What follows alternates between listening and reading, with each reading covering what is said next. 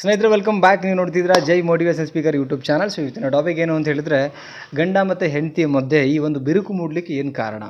ಇವತ್ತಿನ ಜನ್ರೇಷನ್ಗೆ ಆಲ್ಮೋಸ್ಟ್ ಬಿರುಕುಗಳು ಬರ್ತಾ ಇದೆ ಅಲ್ವಾ. ನಿಮಗೂ ಗೊತ್ತು ಯಾವ ಕಾರಣಕ್ಕೆ ಬಿರುಕುಗಳು ಬರ್ತಾ ಇದೆ ಅಂತೇಳಿ. ಬಟ್ ಸ್ಟಿಲ್ ನಾನು ರೀಕಾಲ್ ಮಾಡೋಕ್ಕೆ 4 ಟಿಪ್ಸ್ನ ಹೇಳ್ತೀನಿ. ವಿಡಿಯೋನ ಕೊನೆ ತನಕ ನೋಡಿ.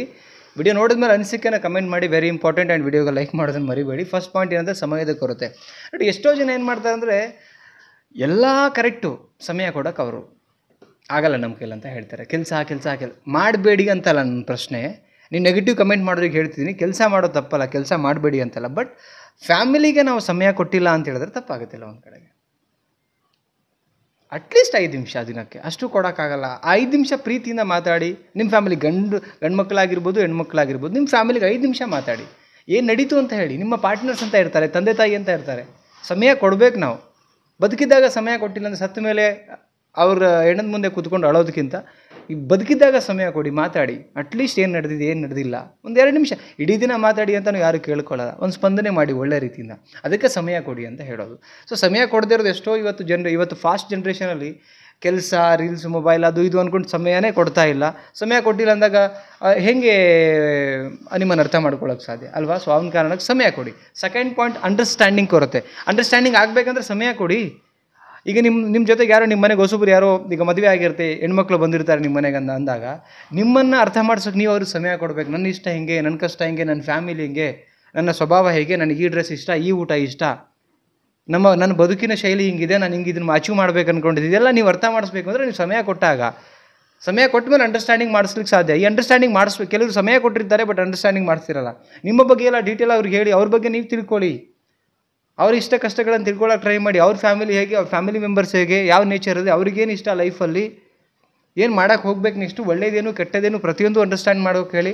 ನಿಮಗೆ ಯಾವ ವಿಚಾರದಲ್ಲಿ ಇಷ್ಟ ಆಗಲ್ಲ ಅದೆಲ್ಲ ಹೇಳಿದವಾಗ ಆವಾಗ ಅವರ ವ್ಯಕ್ತಿತ್ವದ ಬಗ್ಗೆ ನಮಗೊಂದು ಅರ್ಥ ಆಗುತ್ತೆ. ಓ ಫೈನ್, ಈ ವ್ಯಕ್ತಿಗೆ ಈ ಥರದ್ದು ಇಷ್ಟ ಇಲ್ಲ, ಹಿಂಗೆ ಮಾಡಿಕೊಡ್ದು ಅಂತೇಳಿ. ಅಂಡರ್ಸ್ಟ್ಯಾಂಡಿಂಗ್ ಮಾಡ್ಕೊಳ್ಳೋಕೆ ಹೋಗಿಲ್ಲ, ಸಂಬಂಧ ಏನೋ ಆಯಿತು, ಹಂಗಿರ್ಬೇಕೇನೋ ಮುಗಿದು, ಹಂಗಲ್ಲ.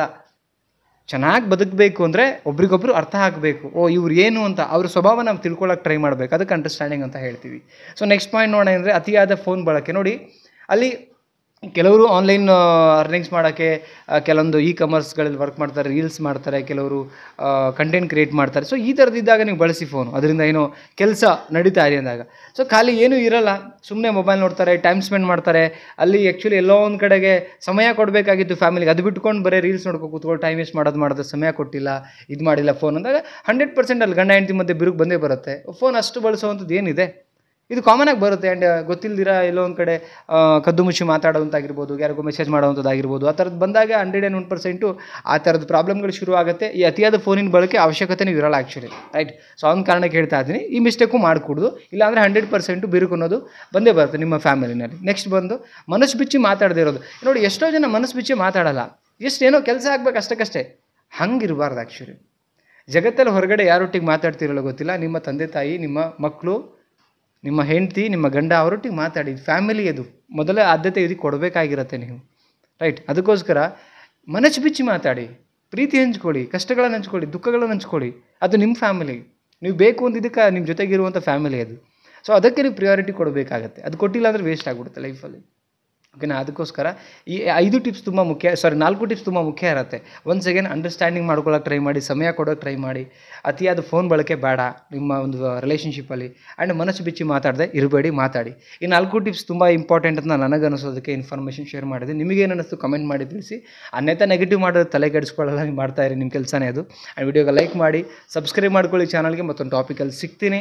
ಆದಷ್ಟು ಶೇರ್ ಮಾಡಿ, ಈ ಒಂದು ವಿಚಾರಗಳು ಪಾಸ್ ಆಗಲಿ ಜನಗಳಿಗೆ ಅಂತ ಹೇಳ್ತಾ, thank you so much guys, love you, ನಮಸ್ತೆ.